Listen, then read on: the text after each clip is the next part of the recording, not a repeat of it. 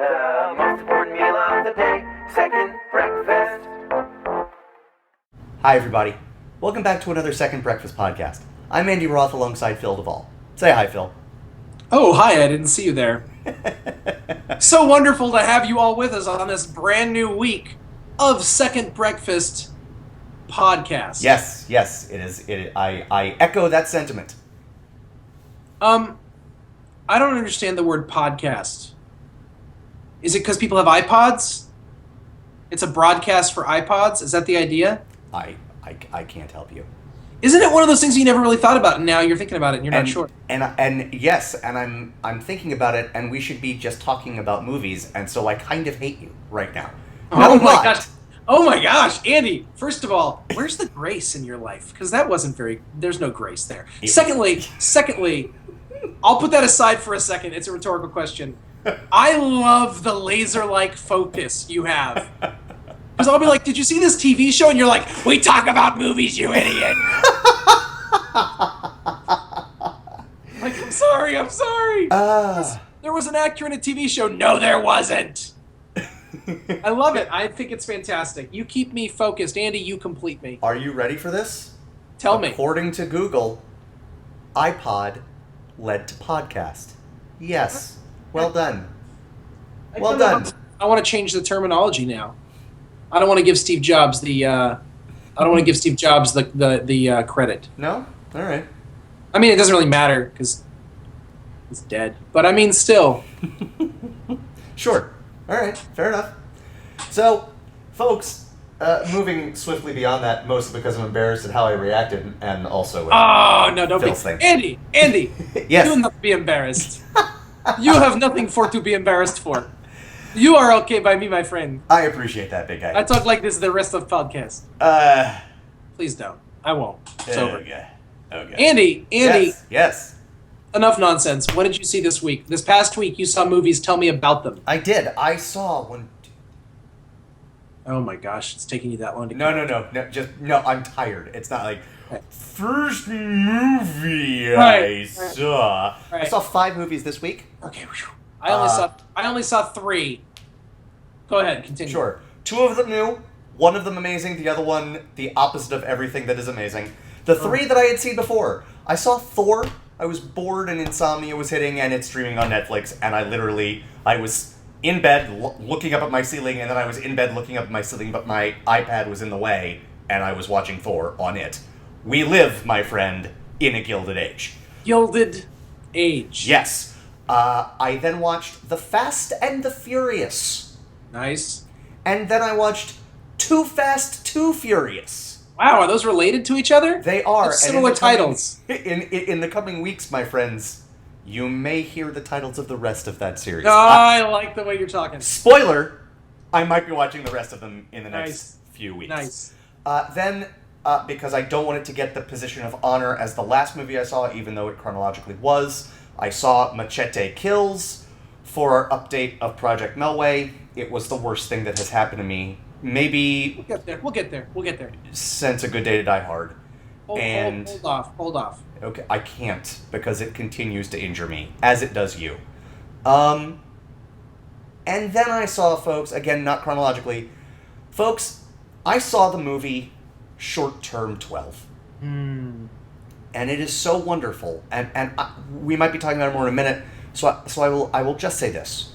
It was playing in Winston-Salem, which is about an hour and a half away from me in Durham. But I didn't go see it because I got an email from the Art House Theater that I get email updates as to what they're showing over the coming week. And they were like, we're not showing it this week, we're showing next week, Short Term 12. And I was like, that's weird. I didn't see it on our the Short Term 12 release schedule website. But I was like, cool, I'll wait to see it in Durham so I don't have to drive 90 minutes. And then this past weekend came around and it's not showing. And I went to the theater and I was like, what's the deal? And they were like, sorry about that. That's really weird. We might be showing it next week. And I was like, that's not okay. So I looked around and the 3 closest places it was playing. Washington, D.C. Not close. Charleston, South Carolina. Closer, but not that much closer. It's true. And Asheville, North Carolina. Dude. 3.5 hours away. is the closest it was playing. Because that Winston-Salem, it lasted for a week and then left. And yesterday, I drove to Asheville, North Carolina, to see this movie, Short Term 12. I'd like to tell you that you did something stupid, but Andy, I can't. Phil, 7+ hours in the car. Say it. And it was the right decision. Yep. It was worth it. It was worth it. Yes.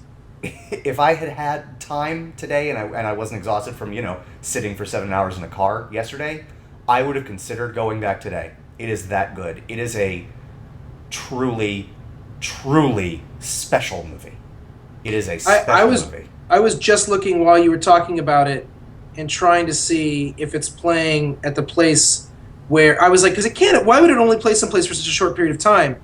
And so then I looked, and it's already not playing at the place I saw it. And this is the kind of movie, but it is playing somewhere else near my house, which is good. That's good. This is the kind of movie that should be playing everywhere all the time. Yes. Yes. You can see why, Andy. After I saw it, I said, maybe it's my favorite movie of the year. Like, it deserves to be in the conversation with Mud. It might be better than Mud. I'm not sure. I have to think about it. Everything you just said is true for me as well. Yeah. It is that good. Yes. Our top 10 lists are going to look remarkably similar and boring, like monochromatic this year. I'm not sure. Well, so here's the deal. I was actually thinking about that, and there are some movies that I saw that I don't think you saw. Like, I'm not saying that they will end up there, but they're certainly in the conversation. Year ain't over yet. No, I know. But like Hunted and what was that? Hunted and The Hunt. You said The Hunt and Upstream Color and Francis Ha. And Francis Ha, and the other one I was thinking of that you've seen is Beyond the Pines. Yes, that was on your list. Yes. So it's possible that our list will be different. I believe that. But the ones that we've both seen, I mean, we're in lockstep agreement. It's true. That is on true. Short Term 12, Mud, and Spectacular Now. Yes, and The Way Back. And The Way Thank you. My goodness gracious. That's right. How did I forget you way back? It's been quite the year for coming of age tales. It's true. That's well said. Yes. So, I have a dog wandering around the set. I'm going to call it the set and not my office. It sounds much more fancy. Please do. He's just looking for things to eat. There's nothing to eat, but he's looking. I got to be honest. That's kind of what I'm doing too. I'm just scrounging around. Excuse me. Yeah, I'll be back in a minute, guys. I got to go look for something to eat. I keep thinking he's going to pee on something. He doesn't do that, but still, I feel like he might. But for some reason you're worried. What did you see this week, Phil? I saw 3 movies, Andy Roth. I'm so excited. Tell me. Movie number 1. Machete Kills. I'm so sad. Me too. Especially because it's the only movie I saw this year that I'd never seen before. This week? Yes, that too. Okay. These next 2 films, les films, les film, that I saw, what is that movie called? Oh, I should look at my list. I saw Up for like the 4th time this year. Doing it right. But I watched it. See, my rule, we have different rules here. Some people, like our friend Daniel says, that he's not going to put a movie on his list if he sees it more than once in a year. But if I sit down and watch a movie from beginning to end, I will sit down and watch it from beginning to end. Doesn't matter how many times. And I have a daughter, and she loves this movie. But I'm not going to lie to you. She left with 20 minutes left in the movie. And I was like, nope. Because she had to go. Like, it's not her. She's not like a bad person, my daughter. I mean, she is a bad person because all toddlers are terrible people. 2.5-year-olds are not good people.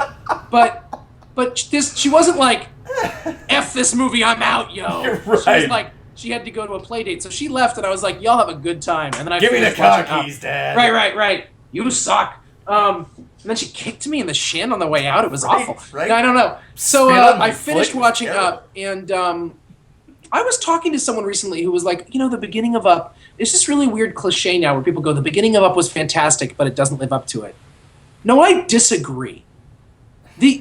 This movie, people are like, well, there's talking dogs. Wait a minute. There's a house that gets floating with balloons, and your problem is a dog that talks? Really? Floating balloon house. Right. The end of that movie. The problem is a dog that talks in literally the most perfect way that a talking dog has ever been represented in cinema, ever. Squirrel. I was sitting under your porch because I love you is the greatest sentence like ever. And you know, I want to build my wife a porch and just sit under it, just so I can quote that line. I love But it. I just the end of that movie, I cried. I cried again. I cried. I mean, I know it's not that big of a deal to watch make you and me cry, but when he pins the badge on Russell and says, you know, for going above the call of duty, it is my honor to present you with the highest award I can give, the Ellie badge. I can't. I'm crying right now. I The Ellie badge, man. I love that movie so much. Everything about it. At this time, the thing that made me laugh so hard was the moment when he realizes that Russell is on his porch when the freaking house is flying, and he's like, "Can I come in?" And he looks at him and he goes, "No." And he closes the door, and the door stays closed just long enough that you're like, "Really?" Yes. Like the door stays closed long enough that you realize that his first instinct is not to let the little boy in. It's amazing. That is fantastic. I love that movie. And then finally yesterday, I watched a little film by the name of Dawn of the Dead. Oh.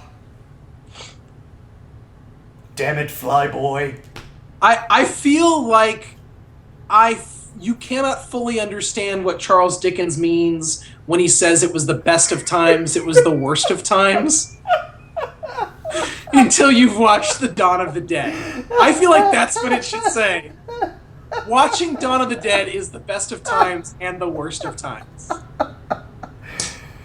I could tell. It is this so Friday, man. It is so good bad that I hate it, and I don't hate it at all. But it is like, well, we'll talk about it on Friday, folks. We're gonna talk about Dawn of the Dead, and Dawn of the Dead remake on Friday, and oh boy, Tune in even if you haven't seen those movies. I'm sure we'll be delving into spoilers, but they're spoilers of the kind like they're zombie movies. People die. Right.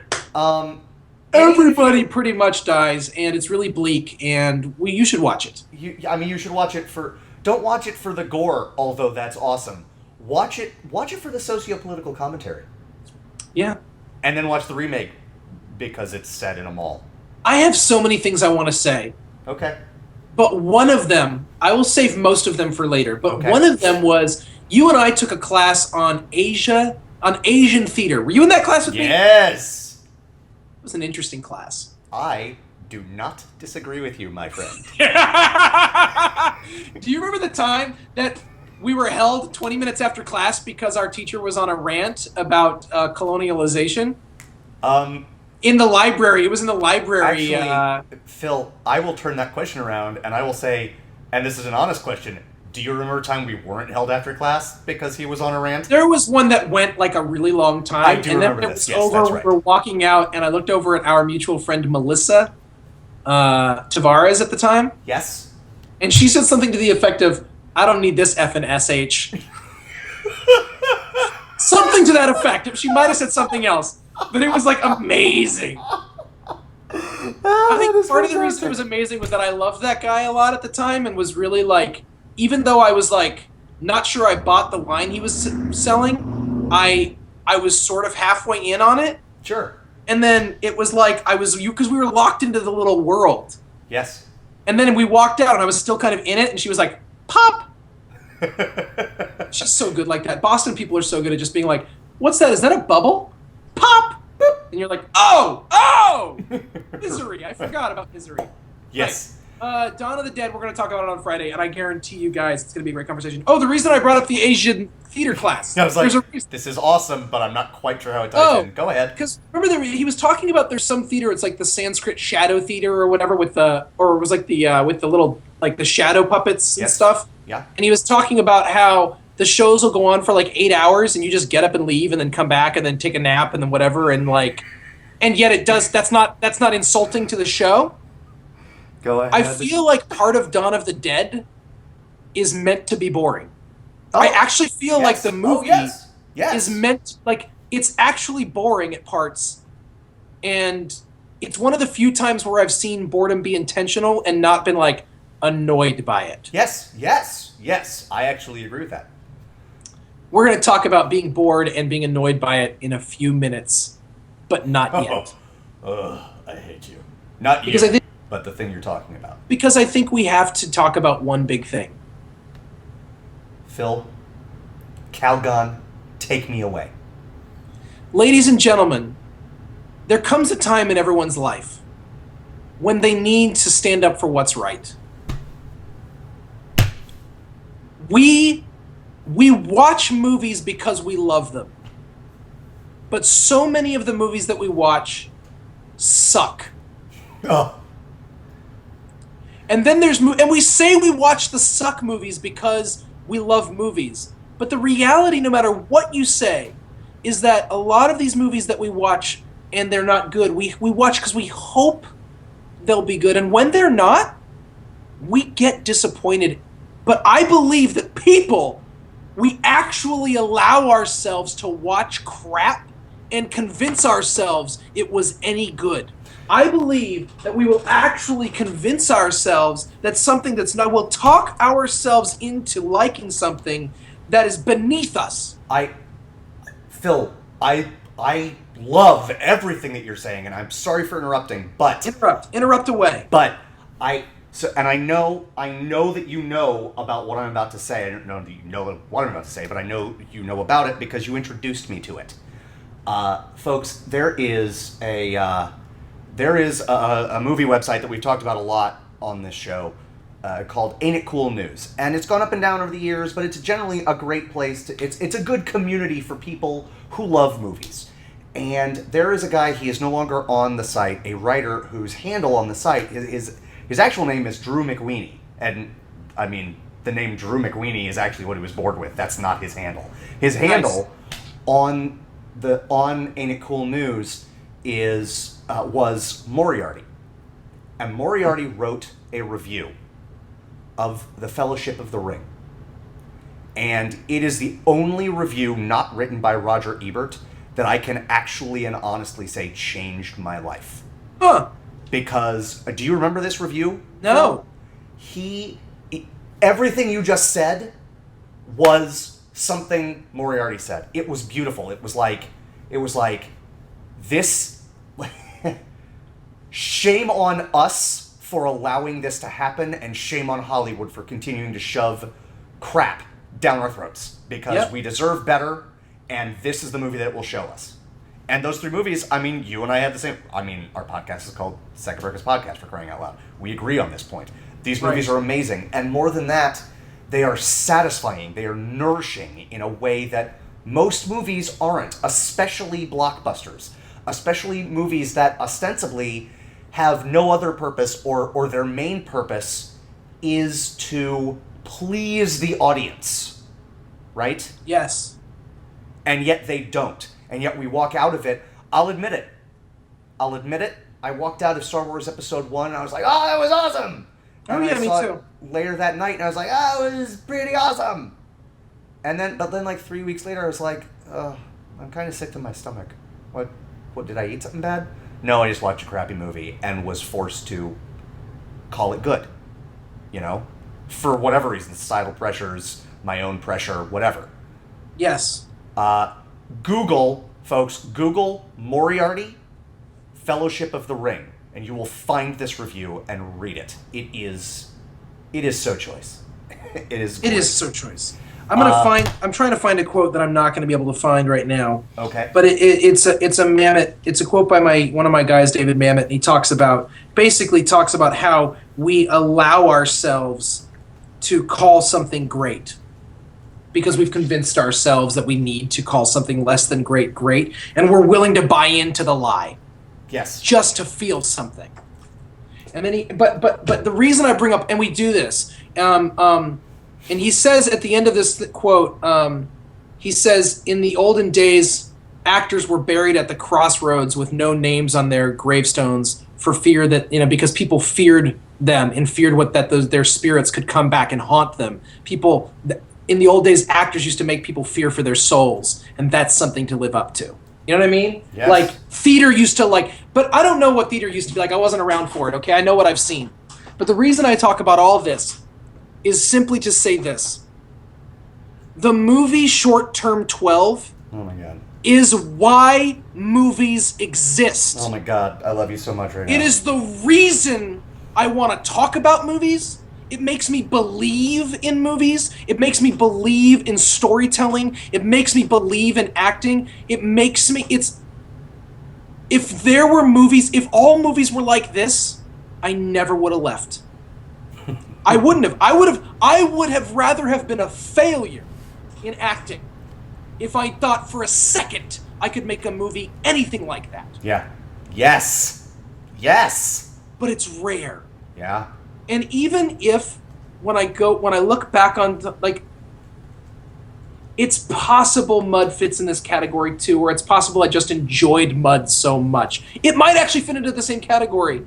But all I know is, every once in a while, a movie makes me feel like this is why. This is why we make movies. This is why I keep hoping. Mm-hmm. And this is one of those movies. This is one of those movies, and I want everyone to try to find it. Yeah. If it's playing somewhere, find it. If you're the kind of person who writes letters to your, like, congressman, I don't actually know anyone who actually does that, but you could write an email to the local art house flick, and most of the people who listen to us have an art house somewhere near them, or have a fancy independent film house somewhere near them. Mm-hmm. Email your person. Yes. And say, please, get Short Term 12. I don't know if it's on video on demand. I don't think it is. It isn't. It isn't. It isn't. This movie will come out on DVD and Netflix and all the rest of those things. Most of you, no matter what I say, will not see it in the theater. For the love of God, see Short Term 12. I don't know what else to say. Andy? I mean, I simultaneously don't know what else to say and could talk about it for the rest of my life. It is... Let me tell you something that I loved about this movie. There were things in the movie, plot points, that I could never have guessed. Which I love, because, not to sound pretentious, but I see a lot of movies, folks. I can often tell what's coming up. You know? Yeah. So I love it when a movie surprises me. But when it is done right, I love it when a movie doesn't surprise me. And there is a moment very early on where a character does something, and it doesn't, and what's so beautiful about this movie, it doesn't tell you why he's doing that thing. I instantly knew why he was doing it, and I was already crying. But if you didn't, and I don't say that to puff myself up. I was like, I think I know. You absolutely know. I think I know. We've already talked about it. You and No, I no, have- but I'm saying when I was watching it, I was like, I think I know what he's going to do. But And- literally, do you know why you were crying, Andy? Why is Not that? because you knew what he was doing, but because of the look in his eyes. Yes. No, absolutely. Right. Because I didn't- whatever he yes. was going to do, that character, it was going to be the right thing. And Yes. you knew it Yes. in your heart. There is a kid, I looked at his name, and I apologize, sir, who plays this character. Look, Brie Larson is the main character, and there is literally not an award that she shouldn't win. And she won't win all of the awards, but as you said in a recent podcast, just because someone doesn't win an award for it doesn't mean it's not an award-worthy performance. This is the prototypical award-worthy performance. She is mesmerizing. And the little girl who was on Justified for a season is amazing. Yep. But the person I want to talk about... That's where I know her. Right. Oh, Andy! Right, season 2 of Justified. The kid who plays Marcus, I'm not even Which going to one's finish that Marcus? sentence before I start crying. Marcus. The tall black kid. Oh man, he is. He is. Just give that kid an award too. Oh, Let me put it this way: Yeah. any time in a movie that, especially a movie populated almost entirely by white people, that someone decides to impromptu rap, it's not going to work. Yes. Yes. It's going to be terrible. Yes. I am about to cry thinking about. Oh my god. If you can imagine, okay, I have been told I'm not a big rap fan personally. You know, I'm like the vast majority of white people who only like black people music if it's 30 years old. Hate black music of today. 30 years from now, I'll probably own a Dr. Dre album. Except now that's probably 20 years old. So I guess 10 years from now, I'll buy the Chronic. Yeah, I'll buy the Snoop Dogg album 10 years from now, but not yet. Not yet. Right. Still not on the list. Right. But I've never been a rap guy. It's just not generally my thing. And I could go into all the sorts of reasons. It doesn't really matter why. What I know is that I have been told that rap, when done right, is deeply poetic and cuts to the core of the rapper, like cuts to the core of the person who's singing it or rapping it, right. and that it's just real and unhinged and unfiltered, and Yes. and that's what this felt like to me. Yeah. And I don't know how it was constructed. I don't know if the guy who wrote the movie wrote it or if the guy who was acting it. I don't know. I have no idea. I don't care. Yeah. It felt like it was the most beautiful piece of character exposition. Yeah. And it just felt right and natural and perfect. It was, yeah, and the, what's her boyfriend's name? Whatever. The speech that he gives at the party.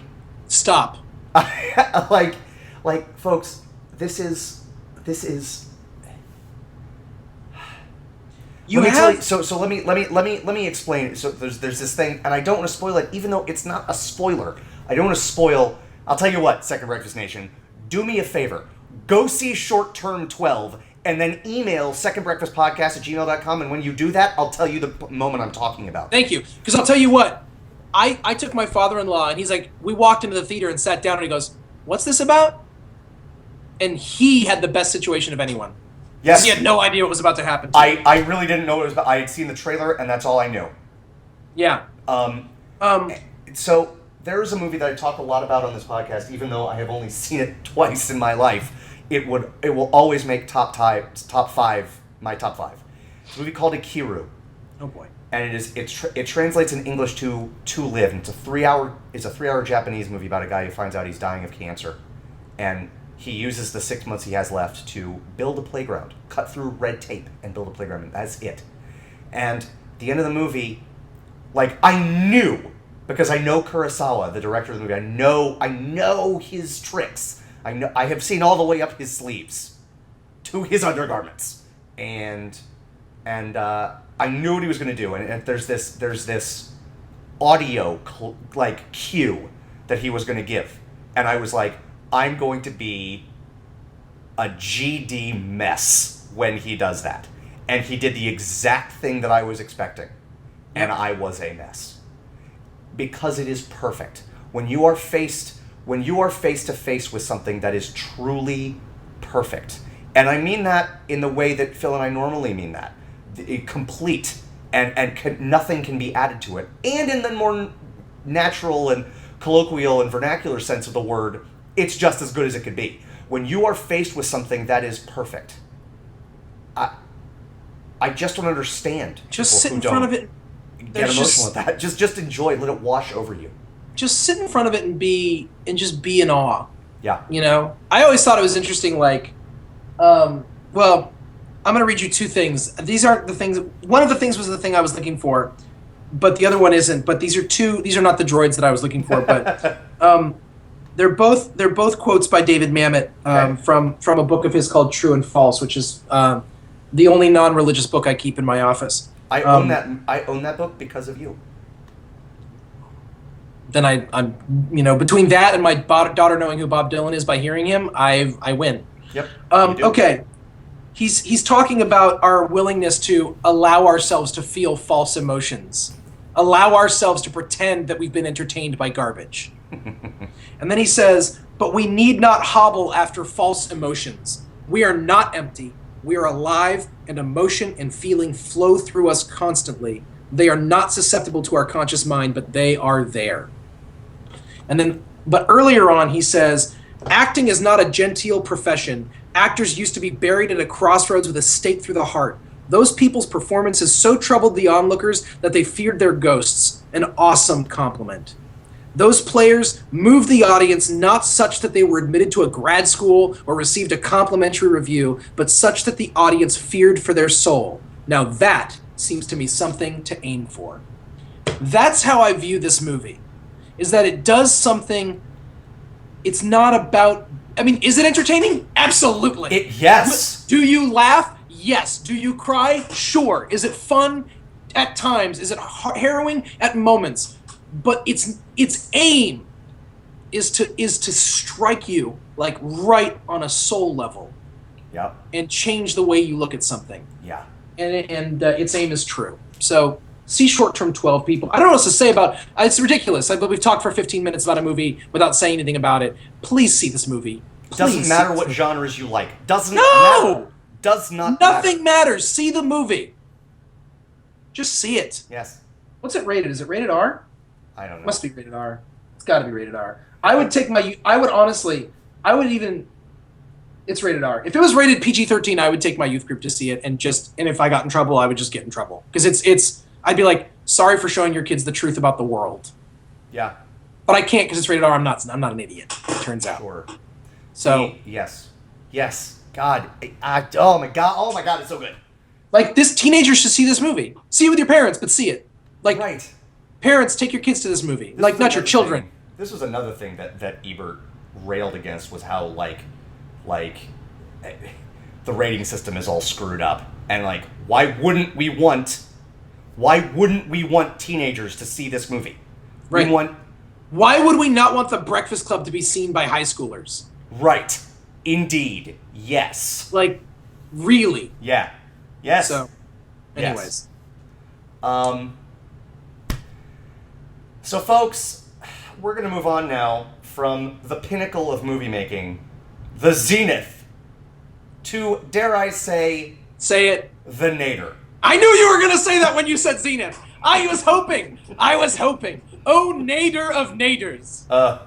Oh, depth of depths. Oh my God. This is Lower than the Leviathan. This is not just the nadir of film. It's like the Ralph Nader of filmmaking. Oh, See what I did there? Do you see what I did? I like that. Mr. Nader, I don't actually have anything against you.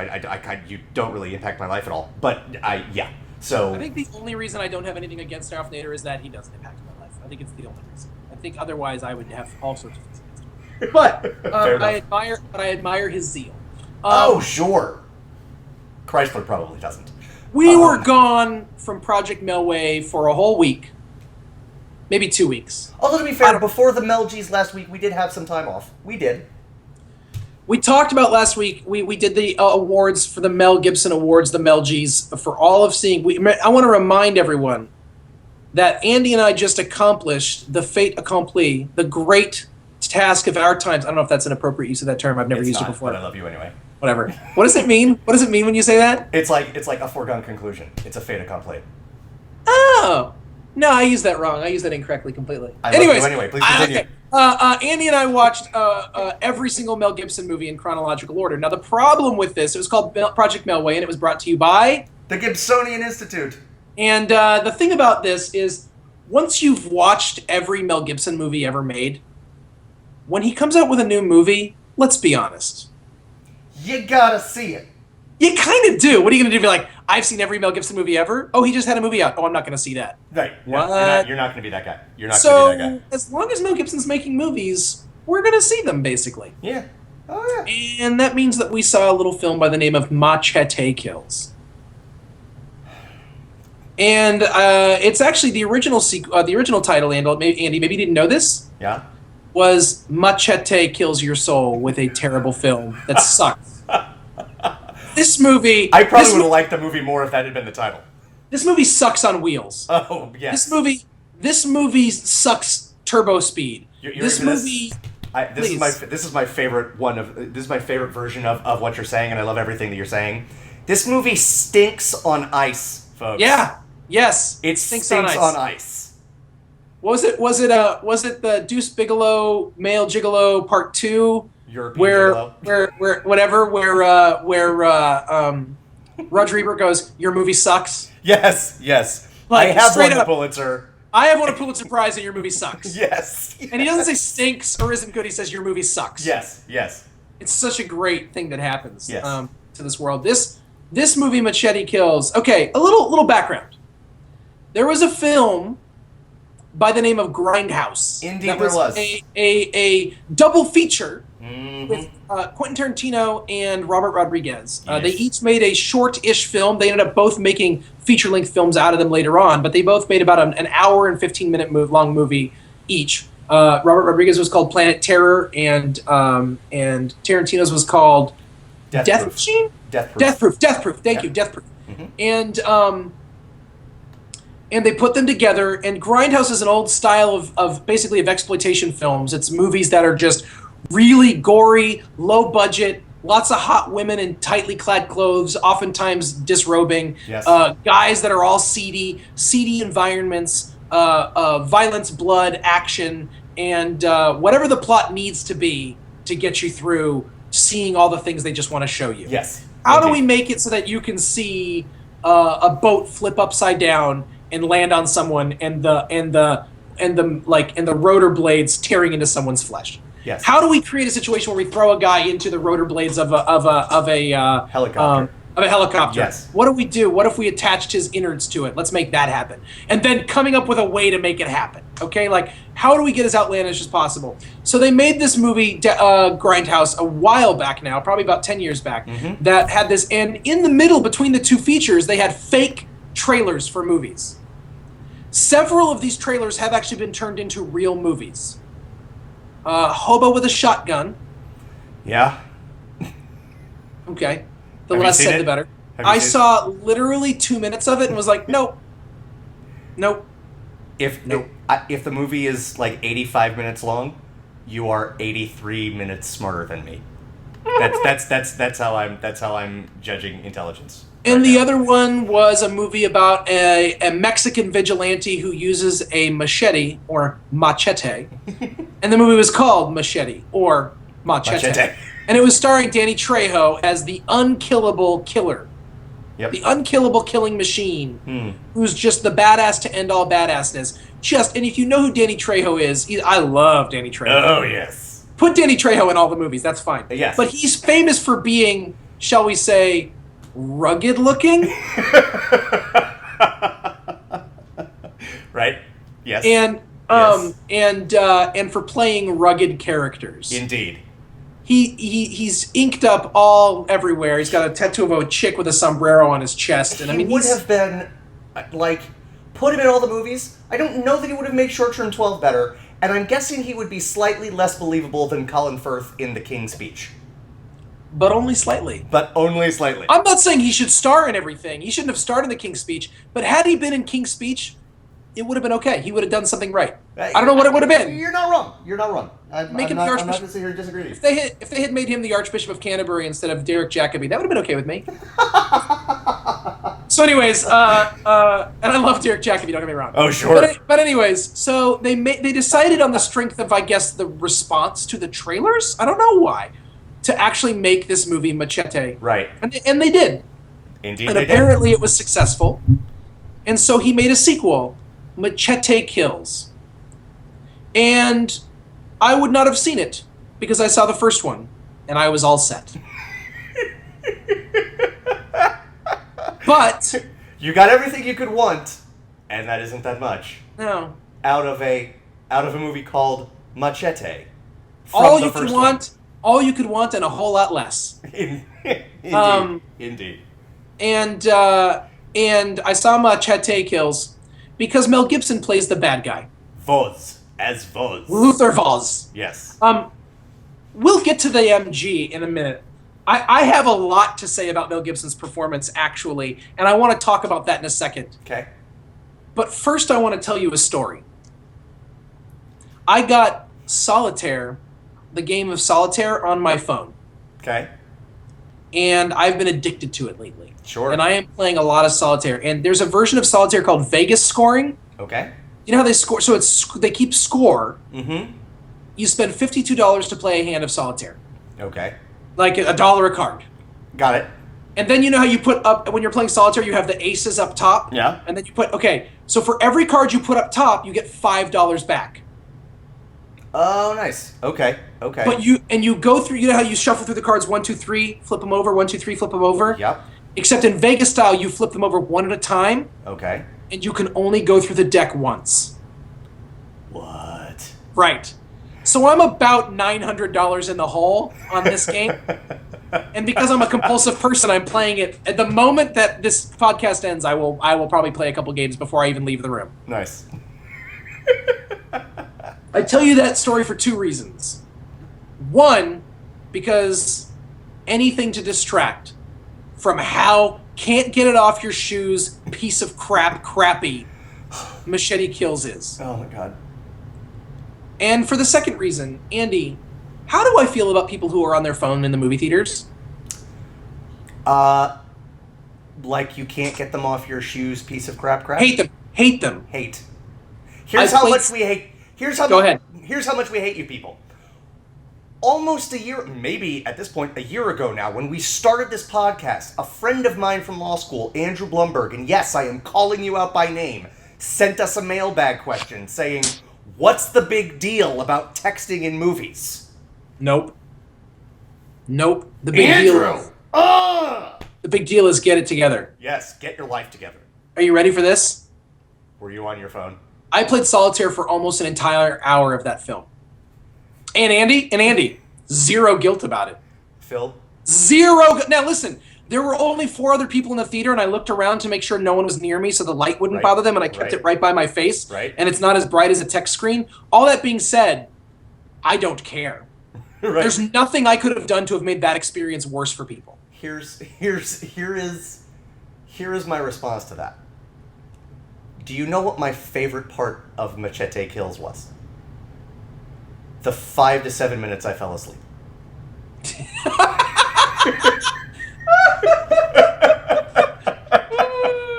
I am not kidding. I'm not kidding.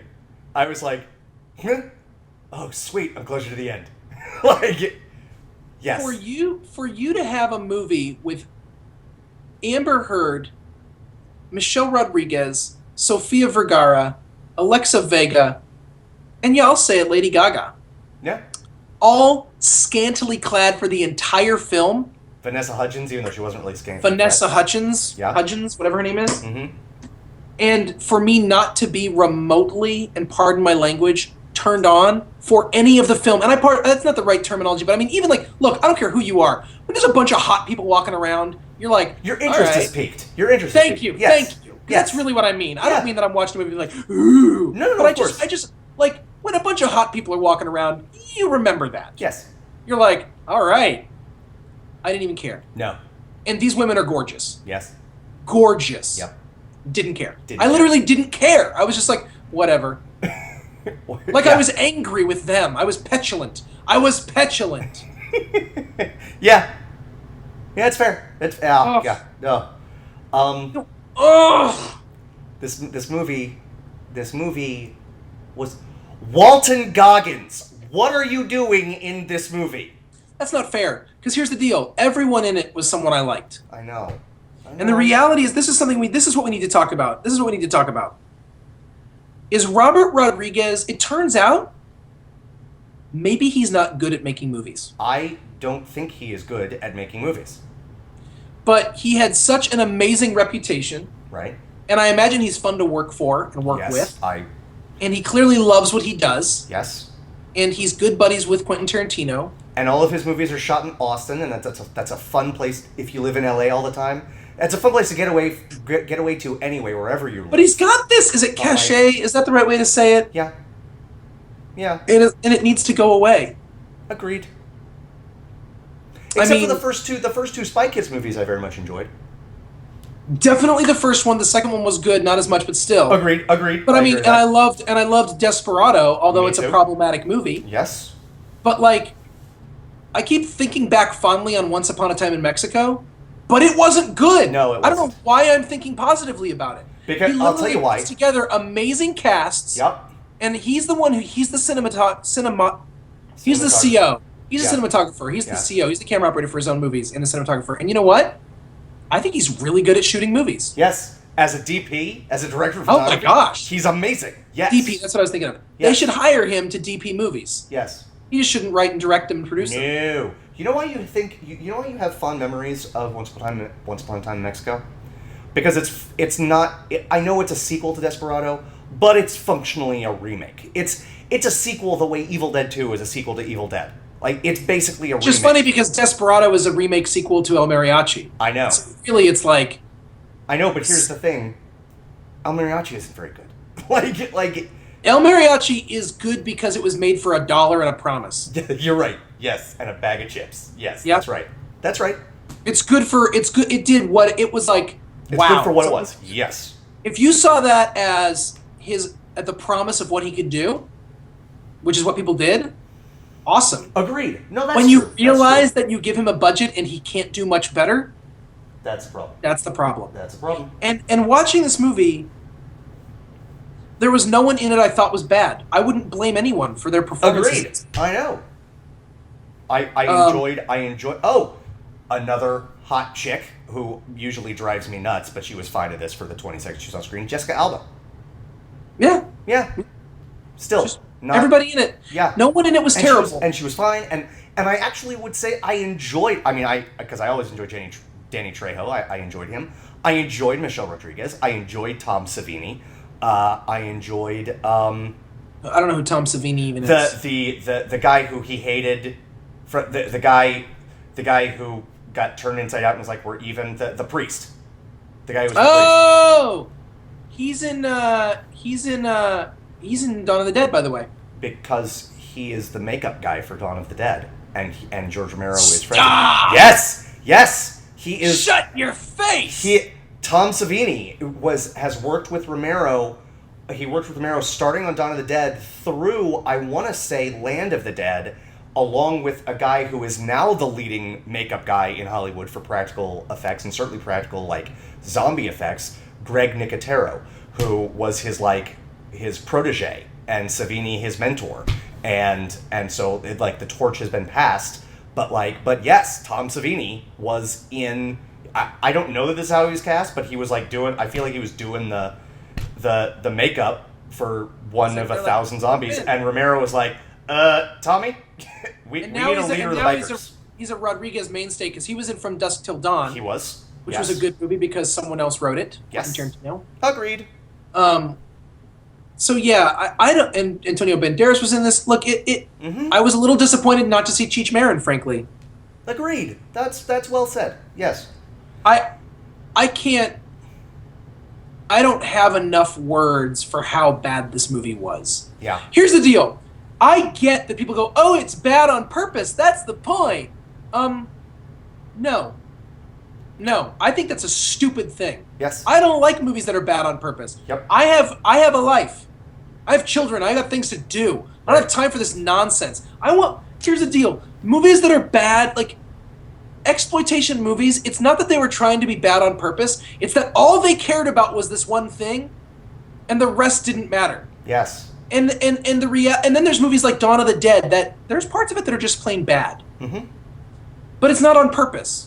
Right. But it's serving a larger purpose and trying to get to something, and yes. You like it despite it, and then eventually you end up appreciating the bad parts, like the goofy music that's played during the happy parts of the movie. The Goblin score of that in that movie is totally absurd.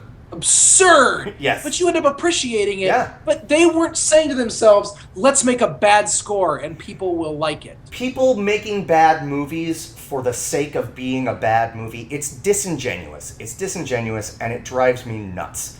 And you're a bad person. Yeah. Not you. No, I know. I know what you mean. I know what you mean. And it sounds like I hate Robert Rodriguez. I didn't think I did. I don't think I do. Right. I don't wish him ill. I feel like I'm waking up to the fact that I haven't liked one of his movies in a really long time. Yeah. I have two things to say. One, still not as bad, for me anyway, as A Good Day to Die Hard. I believe you. Still not as bad. I believe you, but I'll never see that. So this is the worst movie I saw this year. If there was a contender for the throne, yeah, this would be that movie. This is the worst movie I didn't walk out of. Well said. This is the worst movie that I've never walked out on. Nice. And it was really hard because, as I said, I really like a lot of the people in it. Yes, and If you make a movie with a bunch of violence Mhm. and a bunch of funny lines and expletives and scantily clad women, and I'm bored and don't like it, you're doing it wrong. yeah, that is not on me. That is on you. Right. Like, Yes. you and everybody, and again, I didn't think anyone was bad in it. I thought that everybody was fine in it. I mean, like, here's a good example. Amber Heard, I guess this is the kind of movie she makes now because she was in Drive Angry. Right. I would watch Drive Angry again before I watch this. Oh, absolutely. In a heartbeat. In a heartbeat. Absolutely. Drive Angry was like, Drive Angry pulls off, and I don't know how, but it pulls off that exploitation feel somehow. Yeah, because it's a bad movie, Phil, but they weren't trying to make a bad movie. Well, they were trying to do, but they were trying to be as violent, as disgusting as possible. Yes. But I feel like they were, and this sounds funny, they were taking their job seriously. Yes, no, that's what I mean. And I don't feel like, I even feel like there was no internal logic. Let me give you an example. Oh my gosh! Let me give you an example of how much I hated this movie. Okay, you're going to like this, even though it's going to make you, well, you're going to have to think about it, and I apologize for that. I apologize for making you think even an extra second about this. It's okay. I'm a little sad, but I'll deal with it. The whole legend of Machete is that all the women love him. And it's kind of funny because Danny Trejo's pretty rugged looking, as I said, and old, and clearly old. Yes. And, like, the idea that he would, like, make women fall in love with him left and right, like Jessica Alba, for instance, is... Yep. It's absurd on its face, and that's the point, and that's fine. Yes. But part of the thing about him is that he is the greatest lover anyone has ever had. He's like a violent X-rated version of the Dos Equis Man, right? Yes, you're right. You're right. In this movie, you think that's what's going to happen because Amber Heard's character sleeps with him almost immediately. Right. Yes. But what happens is it ends up having an effect on him and not her. Like, he basically, because of her sleeping with him, loses all sight of, like, or certain objectivity in the movie. Yes. Which is completely inconsistent with his character. Yes. And she plays him the entire time and is not affected by his lovemaking skills. Right. Which is completely inconsistent with the character they created for him. Yep. And it's never mentioned. It's never like, oh my gosh, she turned the tables on you, Machete. It's just... And what I'm saying, I know that sounds like a stupid thing to talk about, but my point is, that just proves this movie is a complete... You know what I thought about while I was leaving the movie theater, Andy? I thought to myself, the hardest part about this is that we have to talk about it. Yeah. And that when you and I first created a podcast, we made a point of saying we didn't want to talk about things we didn't like. Yes. I feel bad spending this much time talking bad about something. I actually do. Phil, I know. So I said there were two things that I had to say. Okay. The second thing is this. And if you want to keep on this conversation, we can. Well, we need to talk about somebody specific. This is Project Melway, and we haven't talked about Mel Gibson yet. And I think I know why we haven't. Because if I can start us off with Mel Gibson. Please. He was my favorite part of the movie. My favorite part of the movie, and I was worried that that Mel Gibson has us in his thrall so much. That's not it, because you know what? You said it a minute ago. He took his job seriously. The only two people in this movie who took their jobs totally... No, I can't say that, because everyone was fine. But, the people who stood out as taking their job seriously, Danny Trejo and Mel Gibson. And Danny Trejo's character was so poorly written this time around. That he couldn't save it. His job is to just be this killing machine, and he just isn't funny, and he never smiles, and he's perfectly stoic, and he never shows any emotion of any kind other than just sort of like slight disdain. And he talks about himself in the third person. Oh, Machete, don't tweet. The only person. It was just the dumbest line. Yeah, I know. And then he tweeted, by the way. So no. Also, yeah, I mean. The only person who should be talking in the third person is Ricky Henderson. It really is. You're right. That's a totally fair statement. Mel Gibson, I thought, gave the only good They were all. I want to die right now for talking about this. Screw you, Mel Gibson. I think making me watch this is worse than anything Mel Gibson has ever done in his life before. I want to point that out, and with full awareness of his life choices. I want to remind everyone: send your hate mail to secondbreakfastpodcast@gmail.com. Here's the deal. I thought it was a really good villain turn. Yes. It's about to play a villain in Expendables 3. I am really interested to see the next chapter of Gibson's career if he keeps playing villains. Mm-hmm. That being said, and he hasn't always been in great movies. In fact, the list of great, I mean, I bet he's done 5 or 6 great movies. Yes. That's a pretty good number. Right. But I hope that exploitation flicks like Expendables and Machete are not... The only thing we'll see him in. I really hope that he plays a villain in a good movie. Me too. If his future is playing villains because no one can ever root for him again, I hope he at least plays like a terrible person in a good movie. Yes. Yes. But he was a really fun bad guy in this movie. He was fun. I agree. I thought his little Star Wars go-kart right. was fantastic. Yeah, amazing. Yes. I just thought he did a good job. So I thought it was the only good part in the movie. The movie starts with a pretend trailer for Machete Kills Again in Space. Oh boy. And the movie ends, and you see a guy in like a silver mask, and it says like, Leonardo DiCaprio as the man in the silver mask. Har har, he was in a movie called The Man in the Iron Mask. Ha ha ha, how droll. And then it because it's a trailer, it says like Leonardo DiCaprio as the man in the silver mask. Bing! And there's a little asterisk on the screen that says, actor may not be available. And then the movie ends leading into that movie. I suppose it is a cliffhanger leading into the potential hypothetical third movie in this terrible film series, Machete Kills Again in Space. And at the end of the movie, Mel Gibson is the person who puts on the silver mask. Oh God, I hadn't thought about it. Oh no. I really, really hope they get Leonardo DiCaprio, even though I really like Leonardo DiCaprio, because if it is anyone other than Mel Gibson, I don't have to go see Machete Kills Again in Space. How you doing, Phil? I don't know why I didn't put 2 and 2 together. Because you didn't want to. Because you didn't want to live in that world, Phil. I get it. You know what my dad said to me once? One time my dad said to me, you know, Phil, well, he said it many times, but he said, you know, Phil, sometimes people just need to live with a certain level of denial. Well said. Way to break that down, Andy. Bit by little bit, I'm breaking down that wall, big guy. My love for you is non-existent. It's my new song for you, you jerk.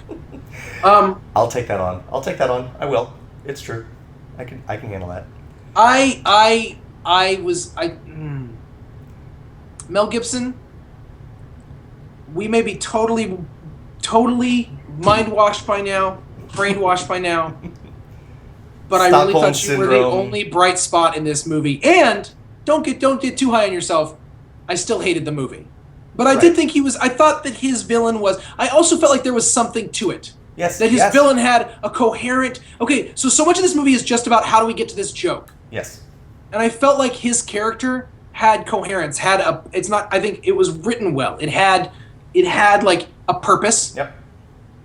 Yes. And I think having a purpose makes life a little easier. I agree with that. I also thought the guy who played the guy with multiple personalities, Damian Bashir, yes. I thought he was probably the other guy that was not, and I think his character, ready for it, had a purpose and a point. You're right. That's the third guy who took his job seriously. Both of them had stupid gimmicks. Yep. But for some reason, their characters worked for me. Yeah.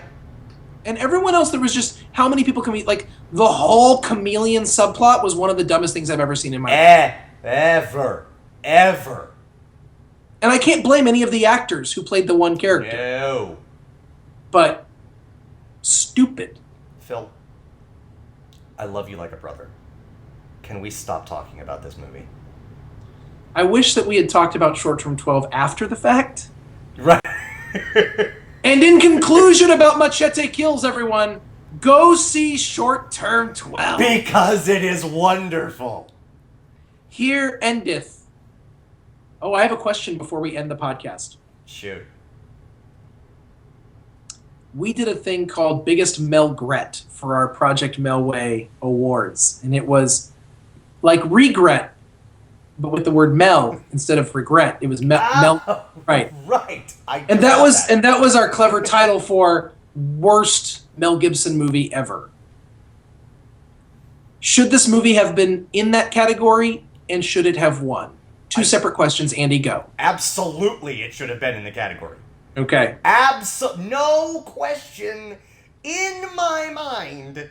I don't remember all of the nominees. It would have knocked someone else off the list if it had to. Bludgeoned them to death to be on this list. Yes, so folks, as we were choosing the nominations or the nominated films, sometimes we just expanded to have more than 5, but other times we actually, bumped one in favor of another. I don't care. Either it grew the category or it would have grown the category or whatever. I don't care. Yep. It would have made the list. Yep. As for should it have won, I can't go more than maybe. Because the two that we were deciding between, Mrs. Sofel and Attack Force Z. You said Attack Force Z. I would have said the bridge, or the river. But either way, the river's so bad that I refuse to remember its name. It's true. I call it the bridge every single time. Every time. So yeah, with those three movies, I can't. They hurt me so much, Phil. Like, here's the deal. A week from now, I will have forgotten Machete Kills. And every time I remember it, I will be angry. But I will never forget how terrible those three movies are. Like, those stick with me. That's like when you break somebody's heart that you didn't mean to. Like, you know what I mean? It's that kind of thing. Like, that's a scar you take with you. Like, on one hand, I want to say that I feel bad talking about a movie this bad since it just happened. I actually feel guilty about it. And I did see it at a matinee for $6, and but on the other hand, I pulled my phone out and played solitaire during the movie. Let me take that guilt on, man. Let me take that guilt on, because you shouldn't feel guilty.